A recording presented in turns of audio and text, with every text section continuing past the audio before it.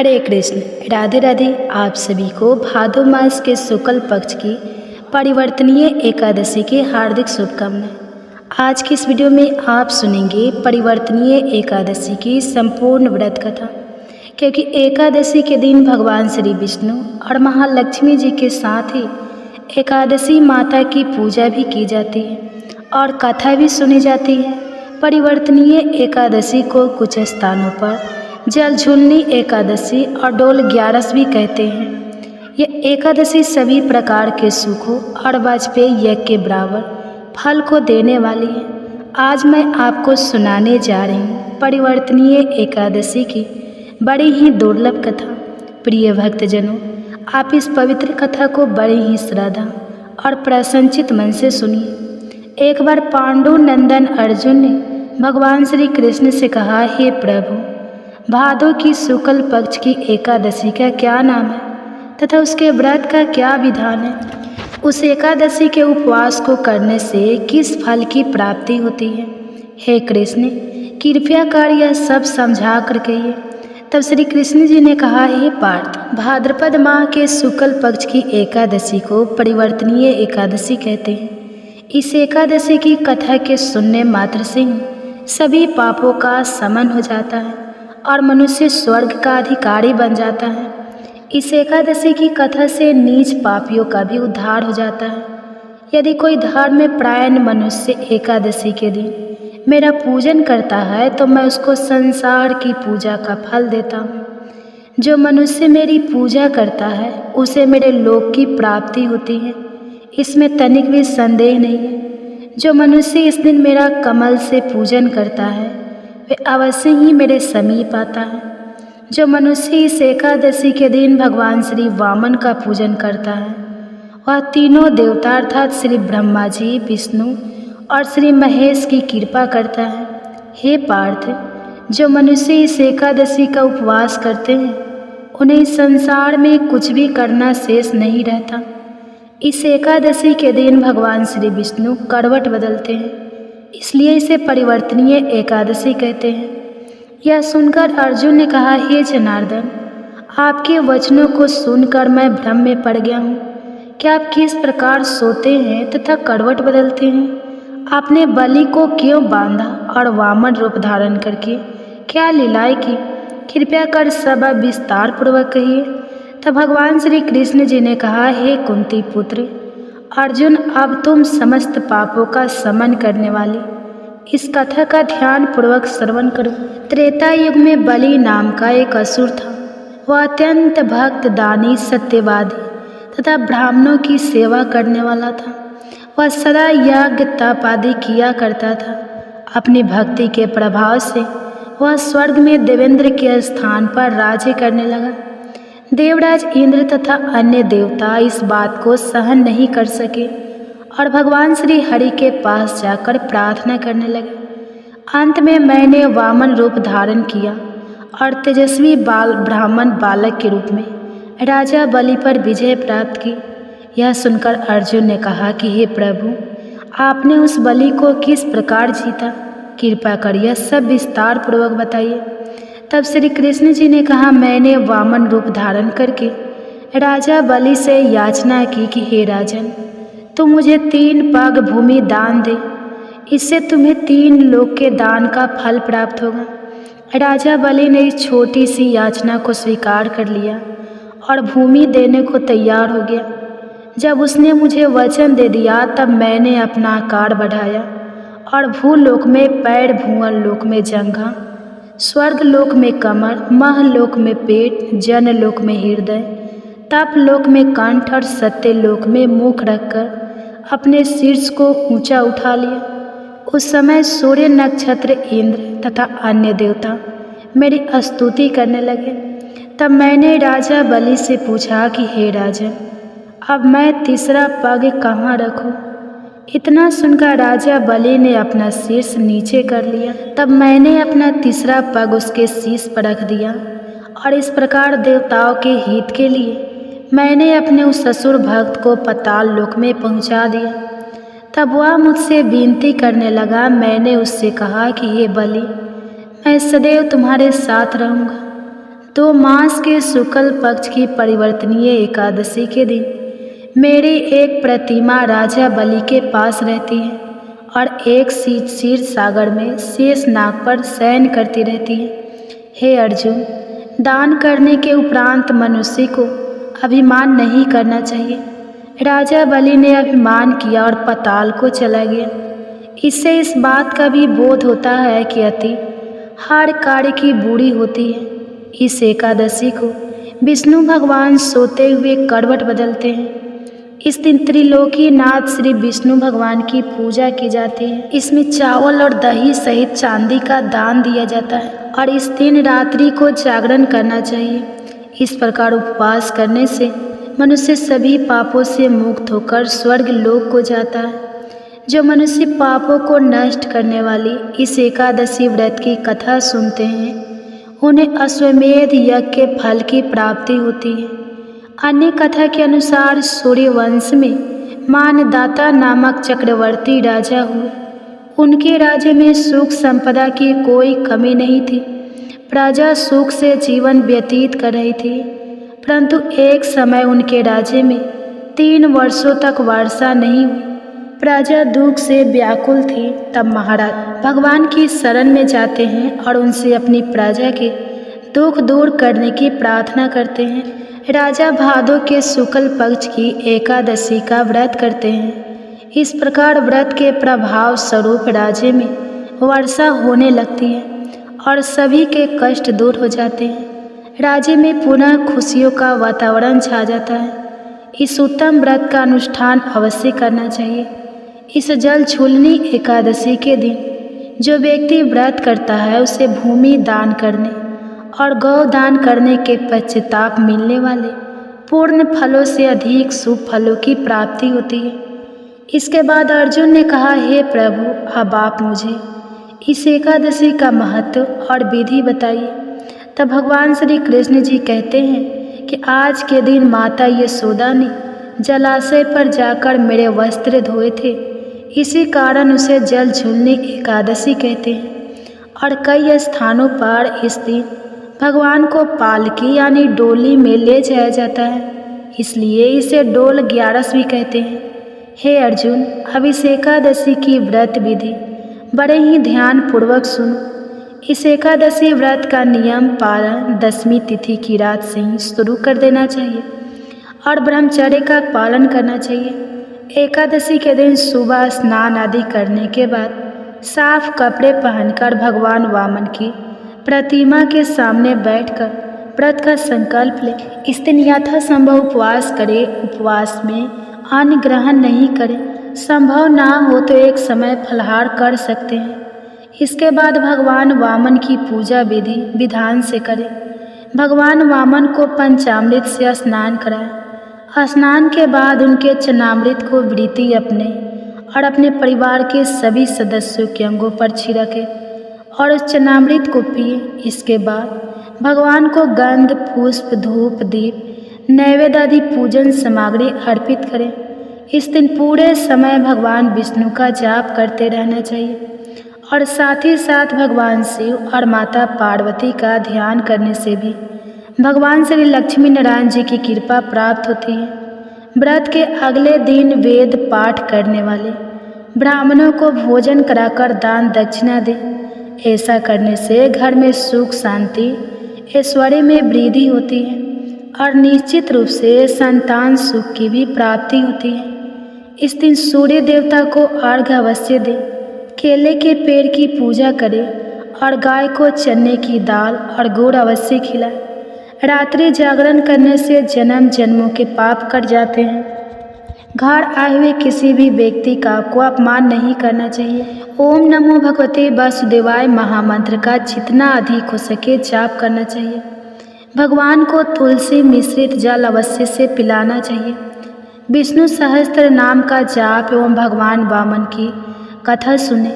रात को भगवान वामन की मूर्ति के समीप ही सोए और दूसरे दिन यानी द्वादशी के दिन वेद पाठे, ब्राह्मणों को भोजन कराकर दान देकर आशीर्वाद प्राप्त करें। जो मनुष्य यत्न के साथ विधि पूर्वक इस व्रत को करते हुए रात्रि जागरण करते हैं, उनके समस्त पाप नष्ट होकर अंत में वे स्वर्ग लोक को प्राप्त होते हैं। इस एकादशी की कथा के श्रवण मात्र से वाजपेयी यज्ञ का फल प्राप्त होता है।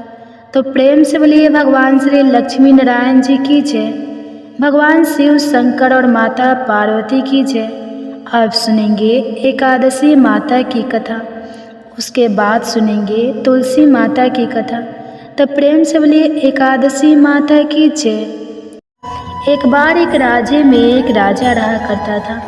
राजा बहुत ही बुद्धिमान और बलशाली था। राजा सदा ही अपनी प्रजा का बहुत अच्छे से ध्यान रखता था। प्रजा भी राजा को बहुत पसंद करती थी। राजा की 2 बेटियां थीं। राजा अपनी दोनों बेटियों से बहुत प्रेम करता था। राजा की छोटी बेटी देखने में बहुत सुंदर और आकर्षित थी और राजा की बड़ी बेटी छोटी बेटी के मुकाबले थोड़ी कम सुंदर थी। राजा की छोटी बेटी माता की पूजा किया करती थी और सभी लोग राजा की छोटी बेटी से बहुत प्रेम करते थे और बहुत प्रशंसा किया करते थे। राजा भी अपनी छोटी बेटी को बड़ी बेटी से अधिक प्रेम करता था, जिसके कारण राजा की बड़ी बेटी को अपनी छोटी बहन से बहुत नफरत होने लगी थी। राजा की दोनों बेटियां जब बड़ी हो गई तब एक पड़ोस के राज्य में रहने वाले राजकुमार राजा की बड़ी बेटी के लिए रिश्ता लेकर आया।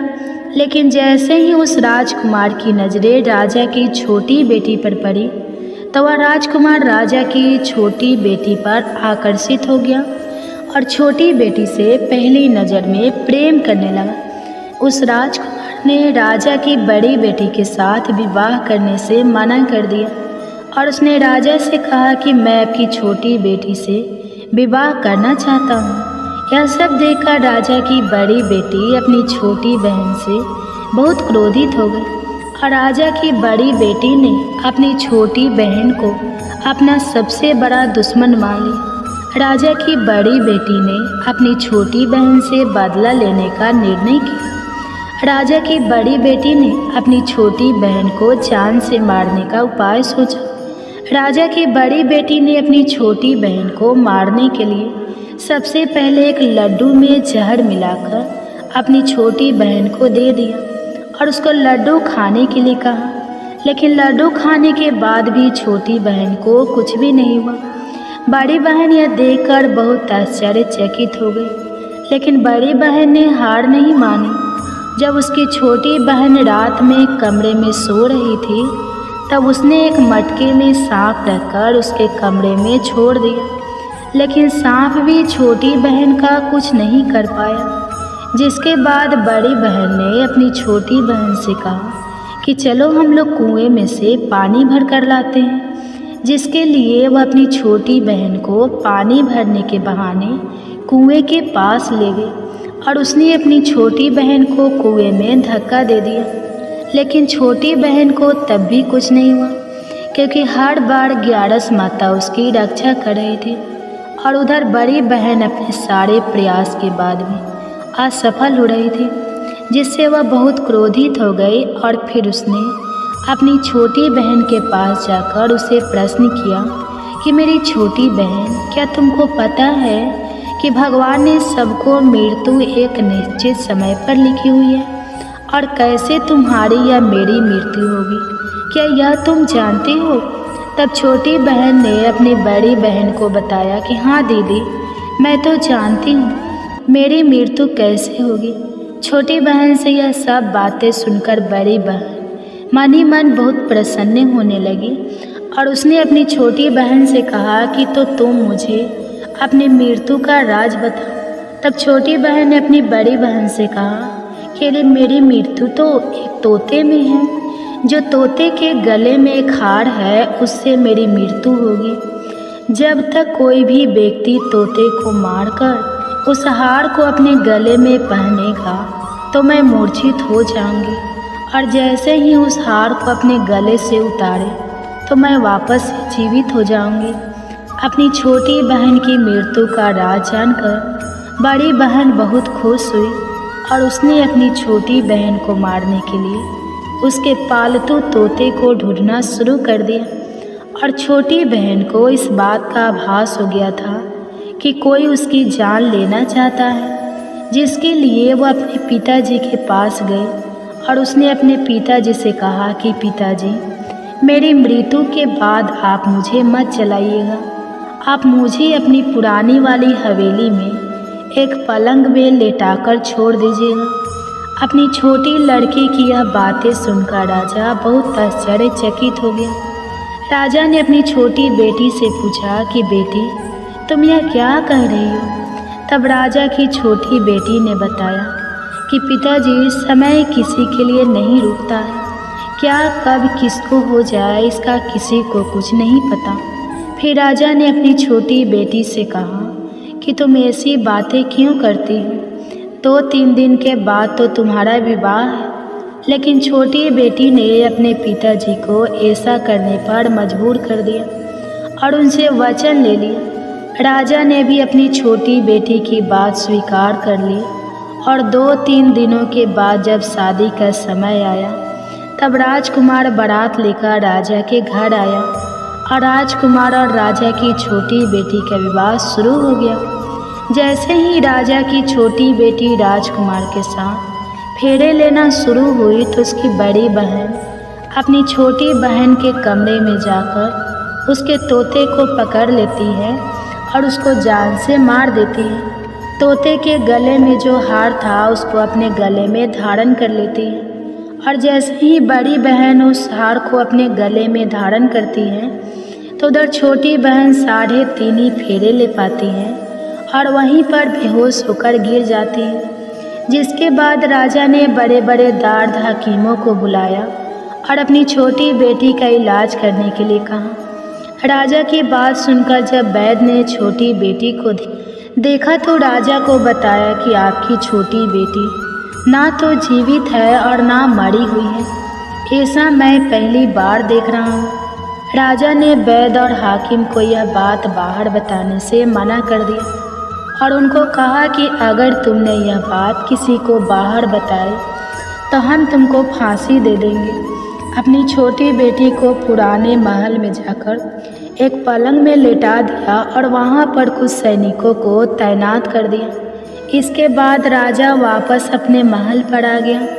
राजा की बड़ी बेटी अपने पिताजी के पास आई और कहने लगी कि पिताजी, अगर यह शादी संपन्न नहीं हुई तो आपकी इज्जत का क्या होगा? आप कहें तो मैं आपकी इज्जत बचाने के लिए राजकुमार से शादी करने के लिए तैयार हूँ। जिसके बाद राजा ने अपनी बड़ी बेटी की बात मान ली और राजा ने बड़ी बेटी को छोटी बेटी के कपड़े पहनाकर मंडप में भेज दिया। लेकिन राजकुमार यह जान गया कि यह राजा की छोटी बेटी नहीं है बल्कि यह राजा की बड़ी बेटी है। लेकिन जब राजकुमार ने शादी करने से मना किया तो सभी लोगों ने राजकुमार को विवश करके राजा की बड़ी बेटी से बचे हुए फेरों को संपन्न करा दिया और विवाह संपन्न हुआ। जिसके बाद राजकुमार राजा की बड़ी बेटी को अपने महल में ले गया। विवाह होने के बाद राजकुमार उससे ना तो बात करता था, ना उसे पसंद करता था और ना ही उसके आसपास भटकता था। और राजकुमार ने यह फैसला लिया था कि वह अपनी प्रेमिका को ढूंढ कर रहेगा और यह जान कर रहेगा कि उसके साथ क्या हुआ है। एक दिन राजकुमार अपने घोड़े पर सवार होकर राजा के पुराने महल के पास पहुंचा, जहां पर उसने कुछ सैनिकों को देखा। महल के पास पहुंचकर राजकुमार ने जब महल को ध्यान से देखा तो वह समझ गया कि यह तो हमारे ससुर जी का महल है। तब राजकुमार ने सैनिकों से पूछा कि तुम लोग यहाँ क्या कर रहे हो और इस महल के अंदर उस पलंग में कौन लेटा है। जिसके बाद सैनिकों ने बताया कि यहाँ पर राजा की छोटी बेटी लेटी है। यह सुनकर राजकुमार बहुत प्रसन्न हो गया और वह तुरंत अपनी प्रेमिका के पास पहुँच गया और उसकी सेवा करने लगा। जैसे ही रात हुई तो राजा की छोटी बेटी उठकर खड़ी हो गई। राजकुमार यह देखकर बहुत खुश हो गया और उसने अपनी प्रेमिका से पूछा कि तुम यहाँ क्या कर रही हो? तुम मेरे साथ चलो, घर चलो। राजा की छोटी बेटी ने राजकुमार को सारी बातें बता दी कि मेरी जान एक तोते में बसती थी और मैंने यह बात सिर्फ अपनी बड़ी बहन को बताई थी और मुझे पता है कि उसने ही मुझे मारने का प्रयास किया है।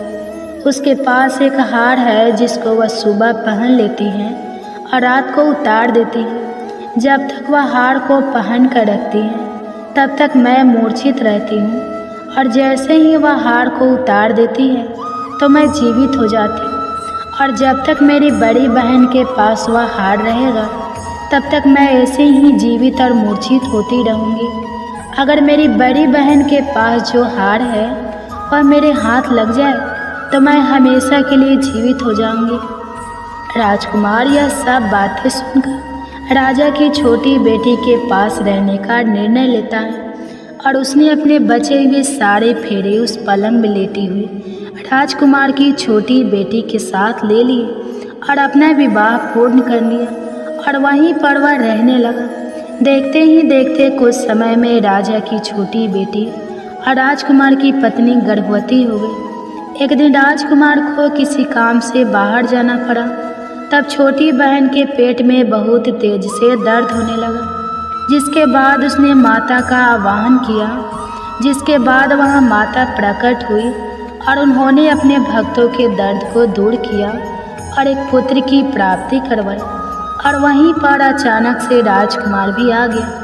राजकुमार ने ग्यारस माता को देखा तो वह आश्चर्यचकित हो गया और उसने तुरंत ग्यारस माता को प्रणाम किया। और ग्यारस माता ने राजकुमार से कहा, जब तुम्हारा पुत्र 5 वर्ष का हो जाए तो तुम आकर अपनी पत्नी का हार इसकी गली में डाल देना।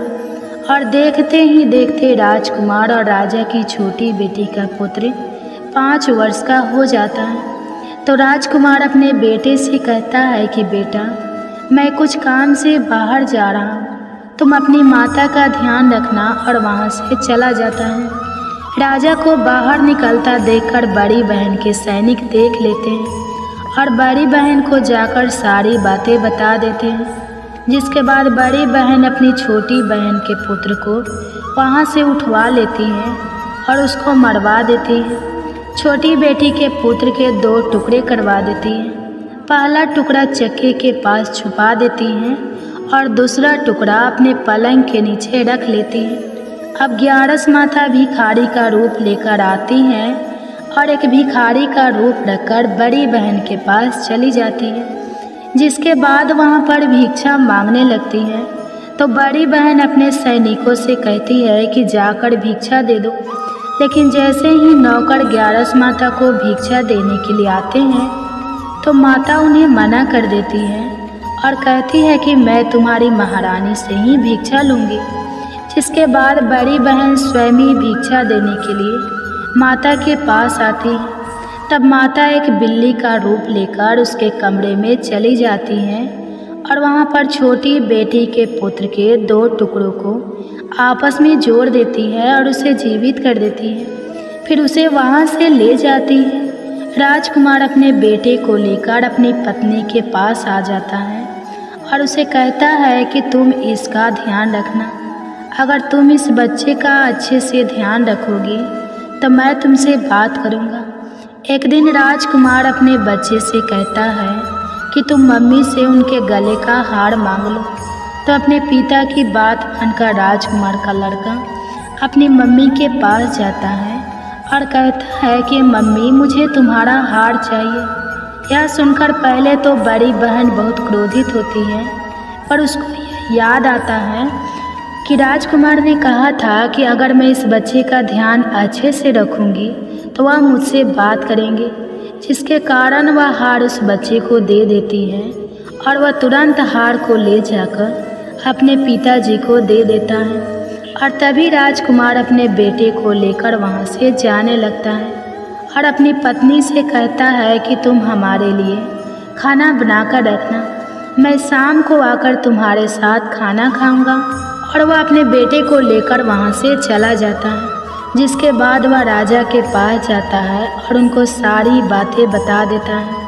राजा अपनी बड़ी बेटी की यह करतूत सुनकर बहुत क्रोधित होते हैं और अपनी परवरिश पर ही दोष देने लगते हैं। राजकुमार को अपनी छोटी बेटी के साथ रहने के लिए आदेश दे देते हैं। इस प्रकार 11 माता की कृपा से राजकुमार और राजा की छोटी बेटी सुखपूर्वक रहने लगी। प्रेम से बोलिए एकादशी माता की जय।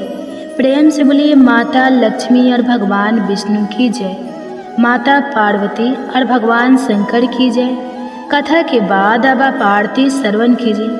ओम जय एकादशी माता मैया, जय एकादशी माता, विष्णु पूजा व्रत को धारण कर, विष्णु पूजा व्रत को धारण कर, शक्ति मुक्ति पाता। ओम जय एकादशी माता, तेरे नाम गिना देवी, भक्ति प्रदान करनी मैया, भक्ति प्रदान करनी, गण गौरव की देनी, गण गौरव की देनी, माता शास्त्र में वर्णी, माता शास्त्र में वर्णी।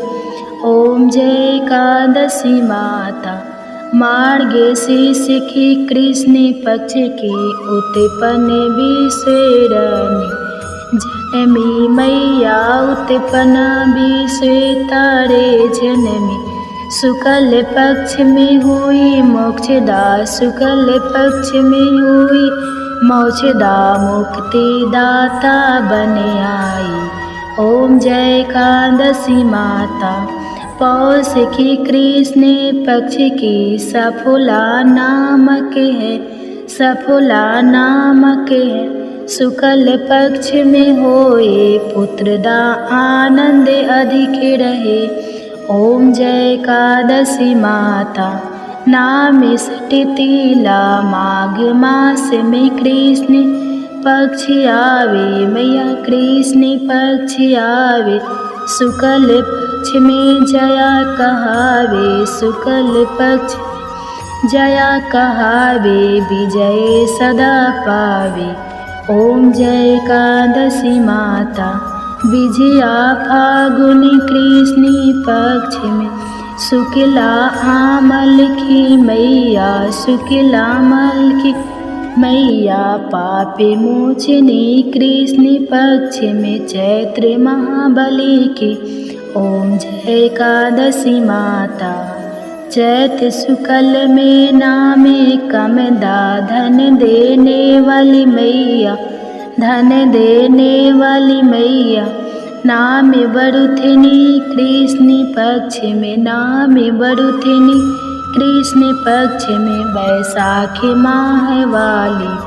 ओम जय एकादशी माता, शुक्ल पक्ष में हुई मोहिनी, अक्षय कृष्ण पक्ष नाम, निर्जला सब सुख करने, नाम निर्जला सब सुख करने, शुक्ल पक्ष रखी।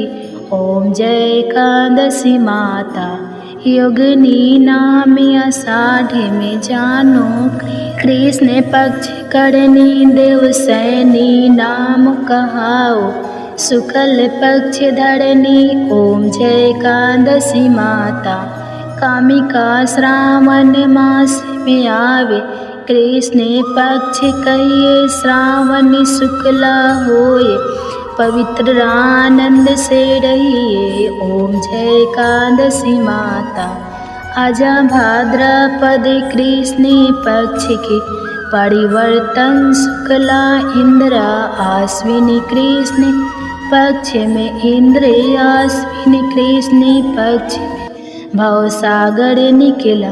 ओम जय एकादशी माता, पापे कुंसा शुक्ल पक्ष में, आपे हरण हारी, रामा माँ कार्तिक में आवे, सुखदायक भारी। ओम जय एकादशी माता, देवोत्थिनी शुक्ल पक्ष की, दुख ना सके मैया, दुख ना सके मैया, पावन मास में करूँ विनती, पावन मास में करूँ विनती, पार करो नैया। ओम जय एकादशी माता, परमा कृष्ण पक्ष में होती, जन मंगल करनी मैया, जन मंगल करनी मैया, शुक्ल मास में होए पगनी, शुक्ल मास में होए पगनी, दुख दरिद्र ओम जय एकादशी माता। जो कोई आरती एकादशी की भक्ति सहित गावे, मैया भक्ति सहित गावे, जन गुरु देता स्वर्ग का वासा, जन गुरु देता स्वर्ग का वासा, निश्चय वह पावे। ओम जय एकादशी माता, ओम जय एकादशी माता, ओम जय एकादशी माता। प्रेम से बोले एकादशी माता की जय, प्रेम से बोले लक्ष्मी नारायण भगवान जी की जय। आशा करती हूँ आप सभी का पुत्रदा एकादशी का व्रत सफल हो और भगवान श्री लक्ष्मी नारायण जी की कृपा आप और आपके पूरे परिवार पर सदा बनी रहे। आपको यह कथा पसंद आई हो तो वीडियो को लाइक करिएगा, शेयर करिएगा, कमेंट्स में भगवान श्री विष्णु जी और माता लक्ष्मी जी की जय लिखिएगा और चैनल को सब्सक्राइब कीजिएगा। जय श्री राधे राधे कृष्णा। प्रिय श्रोताओं, एकादशी के दिन एकादशी व्रत कथा के साथ ही 11 माता की कथा की भी अवश्य ही सुननी चाहिए। इससे व्रत का पूर्ण फल प्राप्त होता है। तो आइए सुनते हैं 11 माता की कथा। एकादशी भगवान श्री हरि विष्णु की साक्षात शक्ति है, जिस शक्ति ने उस असुर का वध किया जिससे भगवान भी जीत पाने में असमर्थ थे। उस शक्ति के आगे भला मनुष्य के पाप रूपी असुर कैसे टिक सकते हैं। जिस शक्ति ने देवताओं के कष्ट को हर कर उन्हें सुख दिया, वह प्राणी मात्र को क्या नहीं दे सकती। सुख, समृद्धि, शांति और मोक्ष समस्त सुख सहज ही प्राप्त हो जाते हैं। हे प्रिय भक्तों, 11 माता की भक्ति में इतनी शक्ति है कि जिसके प्रभाव से मनुष्य को सहज ही सभी प्रकार के सुख प्राप्त होते हैं और अंत समय में मोक्ष की प्राप्ति होती है। 11 माता की कथा के अनुसार सतयुग में एक महाभयंकर दैत्य हुआ करता था। उस दैत्य का नाम था मूढ़।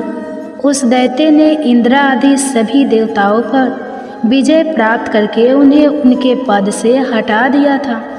तब इंद्र आदि देवताओं ने भगवान शंकर से प्रार्थना की कि हे भोलेनाथ, हम सभी देवता मूढ़ दैत्य के अत्याचारों से दुखी होकर मृत्यु लोक में अपना जीवन व्यतीत कर रहे हैं। राक्षस के भय से हम बहुत दुख और कष्ट भोग रहे हैं। मैं स्वयं बहुत दुखी और भयभीत हूँ। अन्य देवताओं की तो बात ही क्या करें। इसलिए हे कैलाशपति, कृपा करके आप मूढ़ दैत्य के अत्याचार से बचाने का कोई उपाय बताइए। हे प्रिय भक्तों, देवराज इंद्र की प्रार्थना सुनकर भगवान शंकर ने कहा, हे देवेंद्र, आप भगवान श्री हरि विष्णु की शरण में जाइए। मधु कैटभ का संहार करने वाले भगवान श्री हरि विष्णु देवताओं को अवश्य ही इस भय से मुक्त करेंगे। भगवान शंकर के आदेश के अनुसार इंद्र तथा अन्य सभी देवता शेर सागर गए, जहाँ पर भगवान श्री हरि विष्णु शेष शैया पर विराजमान थे। इंद्र सहित सभी देवताओं ने भगवान श्री हरि विष्णु को देखा और उनके सामने उपस्थित होकर उनकी स्तुति करने लगे। देवता कहने लगे, हे तीनों लोकों के स्वामी, आप स्तुति करने योग्य हैं। हम सभी देवताओं का आपको कोटि कोटि प्रणाम है। हे दैत्यों के सहारा, हम आपकी शरण में हैं, आप हमारी रक्षा करें। हे त्रिलोकपति, हम सभी देवता दैत्यों के अत्याचार से भयभीत होकर आपकी शरण में आए हैं। इस समय दैत्यों ने हमें स्वर्ग से निकाल दिया है और हम सभी देवता बड़ी ही दयनीय स्थिति में मृत्यु लोक में घूम रहे हैं। अब आप ही हमारे रक्षक हैं, हमारी रक्षा करें। हे जगन्नाथ, आप हमारी रक्षा करें। देवताओं की करुण पुकार सुनकर भगवान श्री हरि विष्णु बोले, हे देवगो, कौन सा दैत्य है जिसने देवताओं को जीत लिया है। आप सभी देवक किसके भय से पृथ्वी लोक में भटक रहे हैं। क्या वह दैत्य इतना बलवान है जिसने इंद्र सहित सभी देवताओं को जीत लिया है। तुम निर्भय होकर मुझे सब हाल बताओ। भगवान श्री हरि विष्णु के स्नेहमय वचनों को सुनकर देवेंद्र ने कहा, हे प्रभु, प्राचीन काल में ब्रह्मा वंश में उत्पन्न हुआ। नाड़ी जंगम नाम का एक असुर था, जिसका मूड नामक एक पुत्र है, जो चंद्रवर्ती नामक नगरी में निवास करता है, जिसने अपने बल के मृत्यु लोक और देवलोक को जीत लिया है और सभी देवताओं को देवलोक से निकालकर अपने दैत्य कुल के असुरों को इंद्र, अग्नि, यम, वरुण और चंद्रमा आदि सभी को लोकपाल बना दिया है। वह स्वयं सूर्य बनकर पृथ्वी को तापता है और स्वयं मेघ बनकर जल की वर्षा करता है। इसलिए आप इस बलशाली भयानक असुर का संहार करके देवताओं की रक्षा करें। देवेंद्र के मुख से ऐसे वचन सुनकर भगवान श्री हरि विष्णु बोले, हे देवताओं, मैं आपके शत्रु का शीघ्र ही संहार करूँगा। आप सभी इसी समय मेरे साथ चंद्रवर्ती नगरी चलिए। देवताओं की पुकार पर भगवान श्री हरि विष्णु तुरंत ही उनके साथ चल पड़े और उधर दैत्यराज मूड ने अपने तेज से जान लिया था कि भगवान श्री हरि विष्णु युद्ध की इच्छा से उसकी राजधानी में आ रहे हैं। इसलिए अपने राक्षस योद्धाओं के साथ वह भी युद्ध भूमि में आकर गरजने लगा और देखते ही देखते युद्ध प्रारंभ हो गया। युद्ध शुरू होने पर अनगिनत असुर अपने अस्त्र शस्त्रों के धारण करके देवताओं से युद्ध करने लगे, लेकिन देवता तो पहले से ही डरे हुए थे। वह अधिक देर तक राक्षसों का सामना ना कर सके और भाग खड़े हुए। तब भगवान श्री हरि विष्णु स्वयं युद्ध भूमि में आ गए। दैत्य पहले से भी ज़्यादा जोश में भरकर भगवान श्री हरि विष्णु से युद्ध करने लगा। वे अपने अस्त्र शस्त्रों से उन पर भयानक प्रहार करने लगा। दैत्यों के आक्रमण वारों को श्री हरि विष्णु अपने चक्र और गदा के प्रहारों से नष्ट करने लगे। इस युद्ध में अनेक दैत्य सदा के लिए मृत्यु की गोद में समा गए, किंतु दैत्यराज मूड भगवान विष्णु के साथ निश्चल भाव से युद्ध करता रहा। उसका तो जैसे अभी बाल था, बाका नहीं हुआ था। वह बिना डरे युद्ध कर रहा था। भगवान विष्णु मूर्ख को मारने के लिए जिन जिन शास्त्रों का प्रयोग करते, वे सब उसके तेज से नष्ट होकर उस पर पुष्पों के समान गिरने लगते। अनेक अस्त्र शस्त्रों का प्रयोग करने पर भी भगवान श्री हरि विष्णु उसे जीत ना सके। तब वे आपस में मिल युद्ध करने लगे। भगवान श्री हरि विष्णु उस असुर से देवताओं के लिए सहस्त्र वर्षों तक युद्ध करते रहे, किंतु उस असुर से जीत ना सके। अंत में भगवान विष्णु शांत होकर विश्राम करने की इच्छा से बद्रिका आश्रम स्थित 38 कोस लंबे एक द्वार वाली हेमवती नाम की एक गुफा में प्रवेश कर गए। उस गुफा में भगवान ने शयन किया। भगवान विष्णु के पीछे वह दैत्य भी चला गया। भगवान श्री हरि विष्णु को सोता हुआ देखकर वह दैत्य उन्हें मारने को तैयार हुआ। वह सोच रहा था कि आज तो मैं अपने चीर शत्रु को मारकर हमेशा हमेशा के लिए निशक्तंठ हो जाऊंगा, लेकिन उसकी यह इच्छा पूर्ण ना हो सकी, क्योंकि उसी समय भगवान श्री हरि विष्णु की देह से एक दिव्य वस्त्र धारण किए हुए एक अत्यंत मोहिनी देवी उत्पन्न और राक्षस को ललकार कर उससे युद्ध करने लगी। उस देवी को देखकर राक्षस को घोर आश्चर्य हुआ और वह सोचने लगा कि यह ऐसी दिव्य कन्या कहाँ से उत्पन्न हुई, और फिर वह असुर उस कन्या से लगातार युद्ध करता रहा। कुछ समय बीतने पर उस देवी ने क्रोध में आकर उस दैत्य के अस्त्र शस्त्रों के टुकड़े टुकड़े कर दिए। अब तो उस दैत्य को बड़ा ही क्रोध आया और वह सारी मर्यादाएं भंग करके उस देवी के मल्ल युद्ध करने लगा। उस तेजस्वी कन्या ने उसको धक्का मारकर मूर्छित कर दिया और उसकी मूर्छा टूटने से पूर्व ही उसका सिर काटकर धड़ से अलग कर दिया, और सिर कटते ही वह असुर पृथ्वी पर गिरकर मृत्यु को प्राप्त हुआ और बाकी बचे हुए असुर अपने राजा का ऐसा दुखद अंत देखकर भयभीत होकर पाताल लोक में भाग गए। भगवान श्री हरि विष्णु जब निद्रा से जागे तो उस असुर को मरा हुआ देखकर उन्हें घोर आश्चर्य हुआ और वे सोचने लगे कि इस महाबली को किसने मारा है। तब वह तेजस्वी कन्या श्री हरि से हाथ जोड़कर बोली, हे जगदीश्वर, यह असुर आपको मारने को तत्पर था, तब मैंने आपके शरीर से उत्पन्न होकर इस असुर का वध किया है। देवी की बात सुनकर भगवान श्री हरि विष्णु बोले कि तुमने इस असुर को मारा है, इसलिए हे देवी मैं तुमसे अत्यंत प्रसन्न हूँ। इसे मारकर तुमने तीनों लोकों को देवताओं के कष्ट को हरा है, इसलिए तुम अपनी इच्छा अनुसार वरदान मांग लो, मैं तुम्हारी प्रत्येक इच्छा को पूर्ण करूँगा। भगवान की बात सुनकर वह देवी बोली कि हे प्रभु, मुझे यह वरदान दीजिए कि जो भी मनुष्य या देव मेरा व्रत करे उसके सभी पाप नष्ट हो जाए और अंत में उसे स्वर्ग लोक की प्राप्ति हो। मेरे व्रत का आधा फल रात्रि को मिले और उसका आधा फल एक समय भोजन करने वाले को मिले।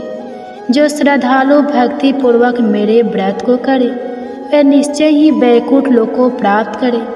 जो मनुष्य मेरे व्रत में दिन तथा रात्रि को एक बार भोजन करे वह धन धान्य से भरपूर रहे। कृपा करके मुझे ऐसा वरदान दीजिए। भगवान श्री हरि विष्णु ने कहा, हे देवी ऐसा ही होगा, मेरे और तुम्हारे भक्त एक ही होंगे और अंत में संसार में प्रसिद्धि को प्राप्त होकर मेरे लोक को प्राप्त करेंगे। हे कल्याणी, तुम एकादशी को पैदा हुई हो, इसलिए तुम्हारा नाम भी एकादशी हुआ तथा जो मनुष्य इस दिन व्रत करेंगे उनके समस्त पापों समूल नष्ट हो जाएंगे। तुम मेरे लिए अब तीज, अष्टमी, नवमी और 14 से भी अधिक प्रिय हो। तुम्हारे व्रत का फल सभी तीर्थों के फल से भी महान होगा। यह मेरा अष्टांग का कथन है। इतना कहकर भगवान श्री हरि विष्णु उसी स्थान पर अंतर ध्यान हो गए। तो सभी प्रेम से बोलिए एकादशी माता और विष्णु भगवान की जय। हे प्रिय भक्ते, तो आइए अब सभी मनोकामनाओं को पूर्ण करने वाली तुलसी माता की बड़ी ही पावन कथा को सुनते हैं। एक बार एक गांव में एक बुजुर्ग महिला रहा करती थी। वह प्रतिदिन पूजा पाठ किया करती थी। वह रोज तुलसी माँ की पूजा करती थी और वह बुजुर्ग महिला रोज तुलसी माता से कहती, हे तुलसी माँ, तुम मुझे बहू दे, पीताम्बर की धोती दे, मीठा मीठा घास दे, बैकुंठ में वास दे, चटक की चाल दे, पटक की मौत दे, चंदन का काठ दे, रानी का काज दे, दाल भात का भोजन दे, ग्यारस की मौत दे और कृष्ण जी का कंधा दे। वह बुजुर्ग महिला हर महीने महीने में तुलसी माता की रोज पूजा करती थी और उनके बिरले को रोज सींचती थी। तुलसी माता बुजुर्ग महिला की बात सुनकर धीरे धीरे सूखने लगी। तभी भगवान श्री कृष्ण जी ने देखा कि तुलसी माता सूख रही है और तभी एक दिन भगवान श्री कृष्ण तुलसी माता जी के पास प्रकट हुए और भगवान श्री कृष्ण जी ने तुलसी माता से पूछा, तुम क्यों सूख रही हो?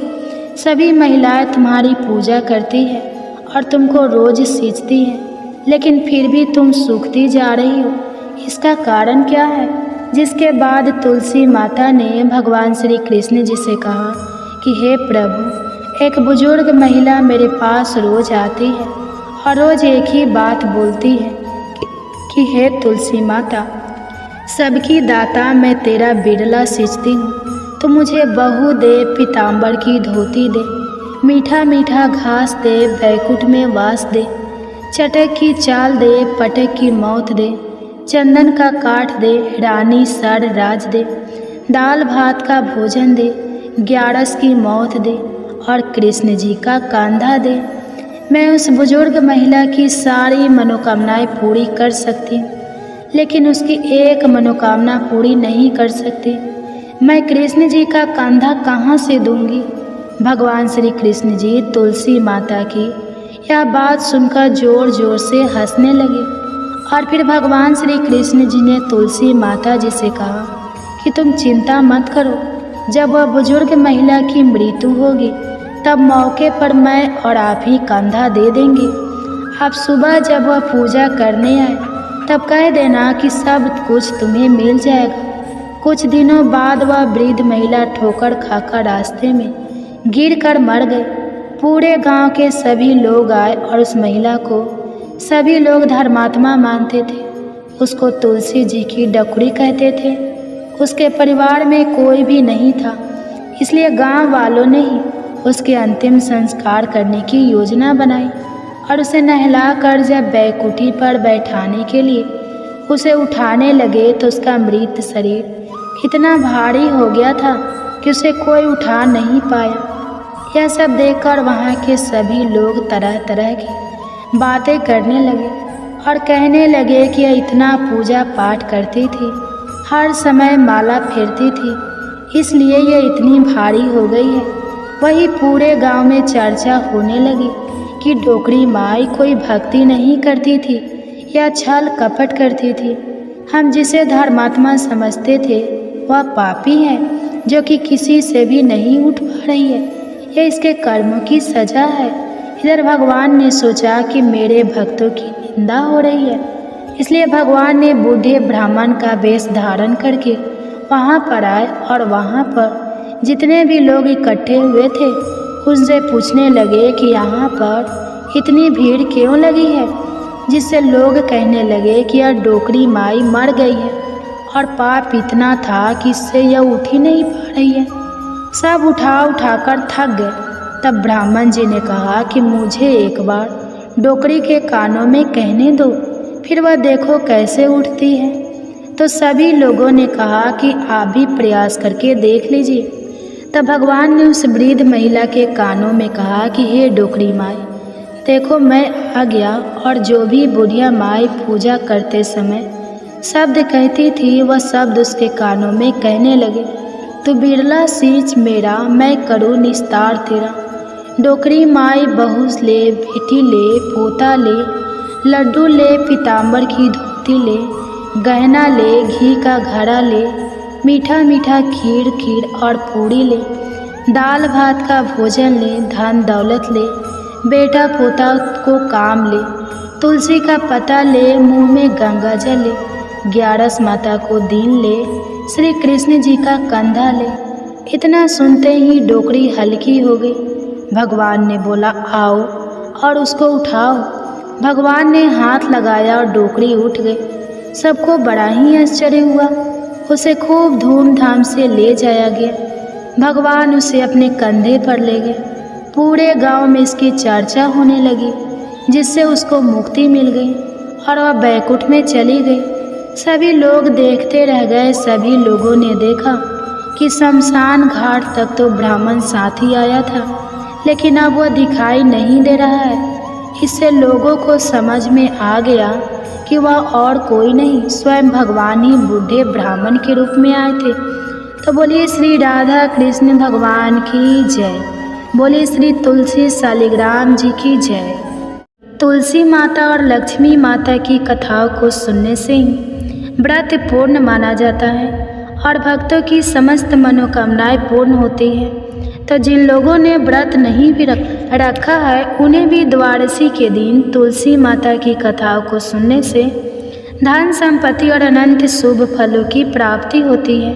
तो आइए प्रिय श्रोताओं, भगवान श्री लक्ष्मी नारायण जी के चरणों का ध्यान करते हुए इन कथाओं को सुनते हैं। बोले श्री राधे कृष्ण भगवान की जय। आइए सुनते हैं तुलसी माता की संपूर्ण कथा। तुलसी माता को हरि प्रिया भी कहा जाता है।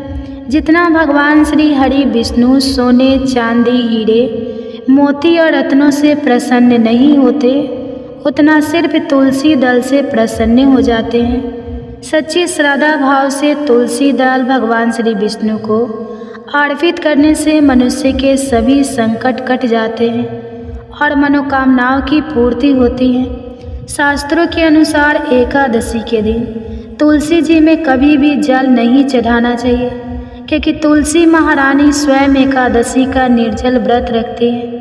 लेकिन द्वादशी के दिन व्रत के पारण के समय तुलसी माता को जल अवश्य चढ़ाना चाहिए और पूरे विधि विधान से पूजा पाठ करके उनकी कथाओं को सुनकर ही अपना व्रत खोले।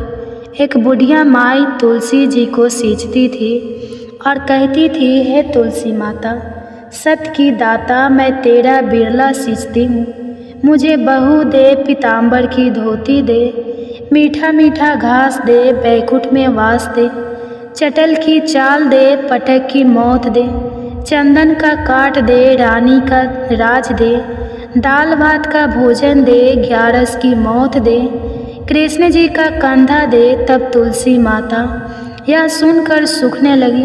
तो भगवान ने पूछा, हे तुलसी, तुम क्यों सूख रही हो? तो तुलसी माता ने कहा कि एक बुढ़िया रोज आती है और यही बात कह जाती है, मैं सब बात तो पूरा कर दूंगी, लेकिन भगवान कृष्ण का कंधा कहाँ से लाऊंगी? तो भगवान बोले, जब वो मरेगी तो मैं अपने आप कंधा दे आऊँगा।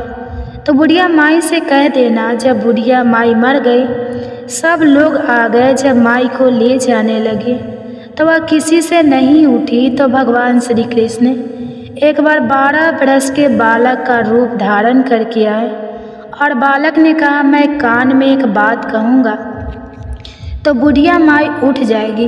बालक ने बुढ़िया माई के कान में कहा, बुढ़िया माई, मन की निकाल ले, पीताम्बर की धोती ले, मीठा मीठा घास ले, बैकुंठा में वास ले, चटक की चाल ले, पटक की मौत ले, कृष्ण जी का कंधा ले। यह सुनकर बुढ़िया माई हल्की हो गई। तो भगवान श्री कृष्ण ने उन्हें कंधा दिया और बुढ़िया माई को मुक्ति मिल गई। हे तुलसी माता, जैसे बुढ़िया माई को मुक्ति दी वैसे ही सबको देना। प्रेम से बोलिए श्री तुलसी महारानी जी की जय, भगवान श्री कृष्ण की जय। अब आप सुनिए तुलसी माता की दूसरी कथा। शिव पुराण के अनुसार पौराणिक समय में दैत्यों का राजा दंभ हुआ करता था। वह बहुत बड़ा विष्णु भक्त था। कई सालों तक उसके यहाँ संतान नहीं होने के कारण उसने शुक्राचार्य को अपना गुरु बनाकर उनसे श्री कृष्ण मंत्र प्राप्त किया। यह मंत्र प्राप्त करके उसने पुष्कर सरोवर में घोर तपस्या की। भगवान विष्णु उसकी तपस्या से प्रसन्न हुए और उसे संतान प्राप्ति का वरदान दे दिया। भगवान विष्णु के वरदान से राजा दंभ के यहाँ एक पुत्र ने जन्म लिया। इस पुत्र का नाम शंखचूड़ रखा गया।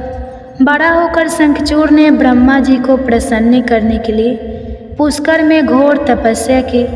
तपस्या से प्रसन्न होकर ब्रह्मा जी ने उसे वरदान मांगने को कहा। तब शंखचूड़ ने वरदान मांगा कि वह हमेशा अजर अमर रहे, वह कोई भी देवता उसे नहीं मार पाए। ब्रह्मा जी ने उसे यह वरदान दे दिया और कहा कि वह बद्री वन जाकर धर्मध्वज की पुत्री तुलसी जो तपस्या कर रही है उससे विवाह कर ले। शंखचूड़ ने वैसा ही किया और तुलसी के साथ विवाह के बाद सुखपूर्वक रहने लगा।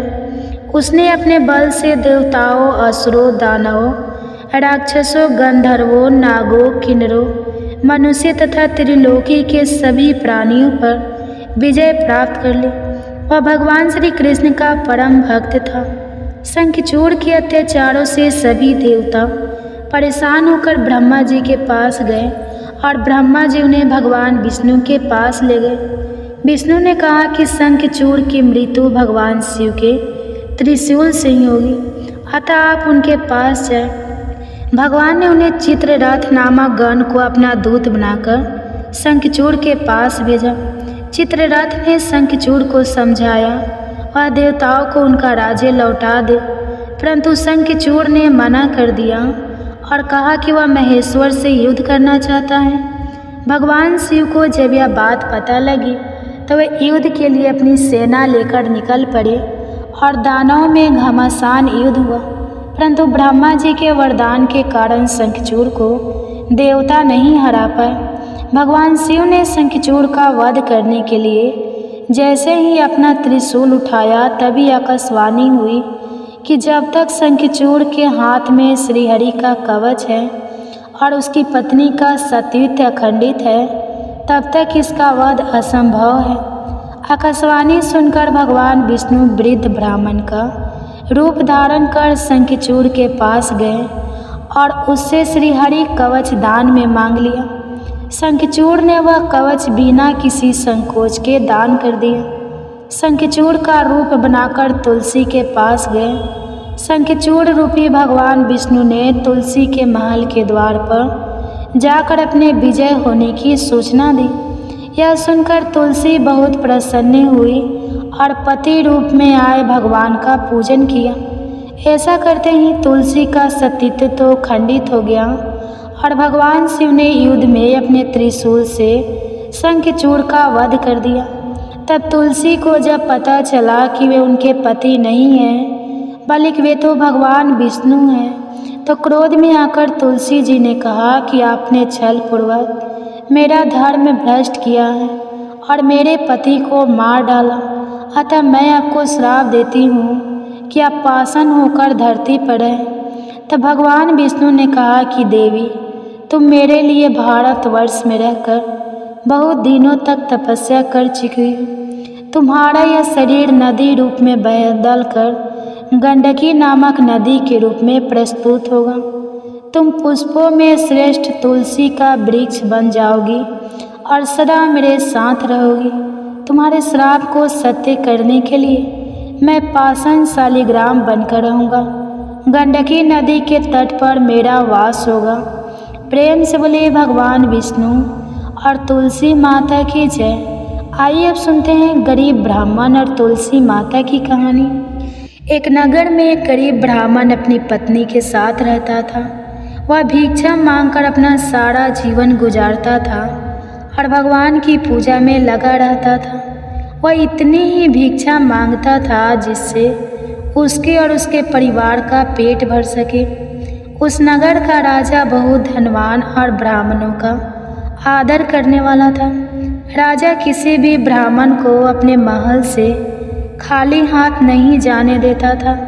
दूर दूर से ब्राह्मण राजा के पास आते और उसे मुंह मांगा दान देकर आशीर्वाद देते हुए चले जाते। एक दिन ब्राह्मण की पत्नी ने ब्राह्मण से कहा कि दूर दूर से ब्राह्मण राजा से मनचाहा दान लेकर चले जाते हैं और तुम यहाँ के यहाँ एक दिन भी राजा के पास नहीं गए। जन्म भर कंगाली कहाँ तक झेलूं? आज तुम जाओ और राजा से कुछ मांग कर ला। ब्राह्मण ने अपनी पत्नी को समझाते हुए कहा कि तू तो बावड़ी है, हमें धन की क्या ज़रूरत, हमें इतना तो मिल ही जाता है जिससे हम अपना पेट भर सकें। और राजा का धन अच्छा नहीं होता, वह हमें नहीं लेना चाहिए। ब्राह्मण की पत्नी जीत पर अड़ गई और बोली, मैं तुम्हारी एक भी बात सुनने वाली नहीं हूँ। कब तक हम कंगाली में जीते रहेंगे? तुम तो रोज़ माला लेकर बैठ जाते हो। अपने बच्चे को क्या खिलाए और क्या पहनाए? जब बच्चे दूसरे बच्चों को पहनते ओढ़ते और खाते पीते देखते हैं तो उनका मन भी ललच जाता है। आज तुम राजा के पास जाओ, राजा बहुत भला व्यक्ति है, वह हमें जरूर मुँह मांगा दाम देगा। मजबूर होकर ब्राह्मण राजा के महल की ओर चल दिया, पर राजा उस समय महल में नहीं था। ब्राह्मण को वापस लौटना पड़ा। दूसरे दिन ब्राह्मण की पत्नी ने ब्राह्मण को फिर से महल भेजा, परंतु फिर से महल में नहीं मिला राजा। तीसरे दिन राजा महल में मिल गया और उसने ब्राह्मण का स्वागत किया और उसे आसन पर बैठाया और 2 दिन ना मिल पाने के लिए क्षमा भी मांगी। राजा ने कहा, मैं आपकी क्या सेवा कर सकता हूँ? ब्राह्मण ने कहा, जो मैं मांगूँ तो आप दे सकेंगे? राजा ने कहा, हाँ कहिए, मैं आपकी क्या सेवा कर सकता हूँ? ब्राह्मण ने निवेदन किया, महाराज मैं कुछ और नहीं चाहता, बस आप मुझे अपनी पसीने की कमाई से 4 पैसे दान में दे दीजिए। ब्राह्मण की बात सुनकर राजा चौंक गया और सोचने लगा, खजाने में बहुत सारा धन पड़ा है, पर मेरी मेहनत की 1 कौड़ी भी नहीं है। राजा ने ब्राह्मण से कहा, आप मुझे 1 दिन का समय दें, मैं कल आपको आपका मुंह मांगा दान दूंगा। ब्राह्मण को जब खाली हाथ देखा तो पत्नी बोली, क्या हुआ? राजा ने कुछ नहीं दिया? ब्राह्मण बोला, राजा ने कल देने के लिए कहा है। ब्राह्मण की पत्नी सोचने लगी, शायद इन्होंने बहुत सारा धन मांगा होगा और राजा को इसकी व्यवस्था करने में समय लग रहा होगा, इसलिए कल बुलाया है। दूसरी ओर राजा ने अपनी राजसी कपड़े बदलकर फटे पुराने कपड़े पहने और मजदूर जैसा भेष बना लिया। जब राजा की पत्नी ने देखा और कारण पूछा तो राजा ने सब कुछ बताया। रानी बोली, मैं भी आपके साथ चलूँगी। राजा के हाँ कहने पर रानी भी पुरानी साड़ी पहनकर आ गई। इस प्रकार राजा और रानी मजदूरी की तलाश में शहर निकले। लोहारों के मोहल्ले में जाकर राजा ने आवाज़ लगाई, किसी को मजदूर चाहिए? तो आखिर एक लोहार ने उन्हें बुला लिया, जो पहिए पर हाल चढ़ाने की तैयारी कर रहा था। उसने राजा से कहा, देखो, तुम्हें पहले खलात ठोकनी पड़ेगी और जब आग आ जाए तो उसके बाद धन पीटना होगा। फिर रानी की ओर देखकर कहा कि तुम्हें कुएं में से पानी लेकर हौदी भरनी होगी और कोयले वाले घर से कोयला लेकर भट्टी में डालना होगा। तुम दोनों को दिन भर में 2-2 आने मिलेंगे। अगर काम पसंद हो तो बोलो, नहीं तो अपना रास्ता नापो। राजा रानी लोहार के बताए काम को करने लगे।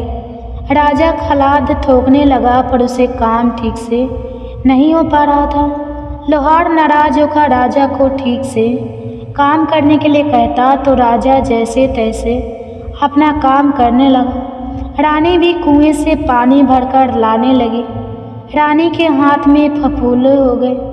किसी तरह बड़ी कठिनाइयों से उसने पानी का हौद भरा। उसके बाद रानी कोयला लाकर भट्टी में डालने लगी। भट्टी में आग आने पर लोहार ने बाट भट्टी में से निकालकर पहिए पर जमाए और एक घन अपने हाथ में लेकर और एक राजा के हाथ में देकर कहा, देखो, बारी बारी से घन इस पर पटकना, हाथ इधर उधर ना हो पाए। राजा जोर जोर से घन पटकने लगा, लेकिन उसका निशाना ठीक नहीं बैठता। कभी घन हाल पर गिरता तो कभी पहिए पर। मजदूरों का यह हाल देखकर लोहारिन बड़बड़ाती हुई आई और लोहार से कहने लगी, तुमने कहाँ से यह 9 सखिए मजदूर काम पर लगाए हैं? इनसे काम नहीं होगा। यह मजदूर तुम्हारा सब काम बिगाड़ देंगे। राजा रानी उन दोनों की फटकार सुनते सुनते अपना काम मन लगाकर करते रहे। घन पटकते पटकते राजा का शरीर पसीने से तर हो गया और जोर जोर से सांसें चलने लगी। रानी भी पानी भरते भरते और कोयला झोंकते झोंकते थक कर चूर हो गई। दोनों ने पूरे दिन बहुत मेहनत की।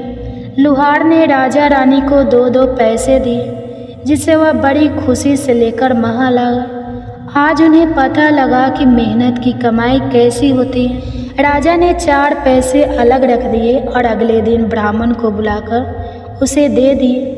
ब्राह्मण राजा को आशीर्वाद देकर घर लौटा और ब्राह्मणी से कहा, लो, मैं राजा के हाथ से दक्षिणा ले आया हूँ। ब्राह्मणी खुश होकर दौड़ती हुई आई और जब उसने 4 पैसे देखे तो वह ठिठक कर रह गई और उन्हें दूर फेंक दिया। वह जल भूनकर ब्राह्मण से बोली, तुम जैसे दरिद्र से राजा के यहाँ जाकर भी कुछ ना मांगा गया, शर्म भी नहीं आती? यह कहकर वह रूठ कर चली गई और बहुत देर तक बड़बड़ करती रही। ब्राह्मण ने उन 4 पैसों को उठाकर तुलसी घर के पास रख दिया और सोचा जब ब्राह्मणी शांत हो जाएगी तो ज़रूरत पड़ने पर उठा लेगी। परंतु कई दिनों तक पैसे वहीं रखे रहे और फूल बेलपत्र ऊपर से गिरकर मिट्टी में दब गए। ब्राह्मण और ब्राह्मणी दोनों ही उन सिक्कों के बारे में भूल गए। कुछ दिनों बाद तुलसी घर में 4 पौधे उगे। चारों पौधे बहुत सुंदर थे। यह देखकर ब्राह्मणी रोज उनमें पानी डालती। 4 महीने बाद वह पौधे बड़े हो गए और उनमें फूल लगने लगे। फूल सूखने पर इनमें मोती झरने लगे। ब्राह्मण और ब्राह्मणी ने कभी मोती नहीं देखे थे। वह समझे कि कोई बीज है। हर रोज कई फूल झरते और बहुत मोती पूरे तुलसी घर में बिखर जाते। ब्राह्मणी उन मोतियों को समेटकर घर के कोने में डाल देती। इस तरह वहाँ मोतियों का ढेर लग गया। एक दिन एक सब्जी वाली आए। ब्राह्मणी को सब्जी लेनी थी पर उसके पास पैसे नहीं थे। उसने सब्जी वाली से कहा, क्या तुम इन चमकदार चीज़ों के बदले सब्जी दे सकती हो? सब्जी वाली ने देखा तो वह पहचान गई कि यह तो मोती है। उसने खुशी खुशी ब्राह्मणों को उन मोतियों के बदले उसके मन पसंदी सब्जी दे दी। अब से हर रोज ऐसा होने लगा।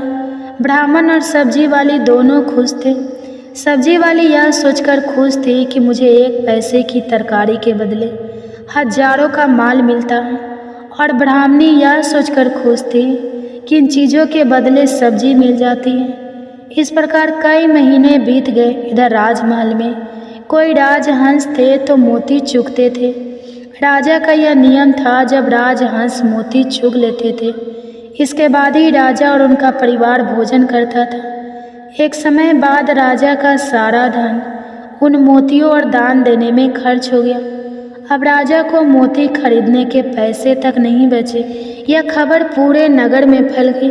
ब्राह्मण और ब्राह्मणी को जब यह बात पता चला तो उन्होंने यही विचार किया कि राजा बहुत दानी और नेक दिल है। उसने अपना सब कुछ दान कर दिया, यहाँ तक कि शायद उनके पास खाने को भी कुछ नहीं है। ऐसे हालत में हमें उन लोगों की सहायता करनी चाहिए। तो ब्राह्मण ने कहा, अगर तू कहे तो इसमें से कुछ बीज राजा को दे दूँ। तो ब्राह्मणी कहती है, इससे सब्जी और खाने की चीज़ें मिल जाती है। ब्राह्मणी ने कहा, हाँ, मैं रोज़ इसके बदले सौदा लिया करती हूँ। ऐसा कहकर ब्राह्मणी एक टोकरी बीज भर लाई। ब्राह्मण राजा के पास पहुँचा और उसे वह मोती दिए और राजा को सारी बात बताई। राजा उन मोतियों को देखकर चौंक गया। उसने मोती राजहंस को दिए। राजहंस उन्हें चुगने लगा। यह देखकर राजा ने ब्राह्मण से कहा, एक एक मोती सैकड़ों रुपयों का है। सच बताए, आपके पास इतने मोती आए कहाँ से? ब्राह्मण बोला, महाराज, ऐसे तो हमारे घर पर बहुत है। राजा को पूरी बात बताई। राजा अपने मंत्रियों के साथ ब्राह्मण के घर पहुँचे और उन चारों पेड़ों को देखा। पूछताछ में उन सिक्कों वाली बात सामने आ गई। जब पेड़ों को देखा तो उनकी जड़ के पास वही सिक्के चिपके हुए थे। आज ब्राह्मण और ब्राह्मणी को मालूम हुआ कि उनके पास लाखों करोड़ों की दौलत है, जिसे वह साधारण बीज समझते थे। ब्राह्मण ने सोचा कि मेरे लिए यह धन किस काम का। ऐसा सोचकर ब्राह्मण ने सारे मोती राजा को दान में दे दी। राजा की आंखें खुल गई। मेहनत के धन की कीमत उन्हें मालूम पड़ गई। उस दिन राजा ने प्रण कर लिया कि मैं खजाने के पैसों से एक भी पैसा अपने खर्च में नहीं लाऊंगा। अपना खर्च मेहनत करके चलाऊंगा। खजाने और ब्राह्मण के दान से राजा ने जनता के हित में कई धर्म कार्य शुरू किए। तुलसी माता की कथा समाप्त होती है। प्रेम से बोलिए माँ तुलसी जी की जय। आइए अब माता तुलसी की दूसरी कथा को सुनते हैं। इस कथा को सुनने से एकादशी के व्रत का संपूर्ण फल मिल जाता है। किसी समय एक कुटुंब में ननद तथा भाभी साथ साथ रहती थी।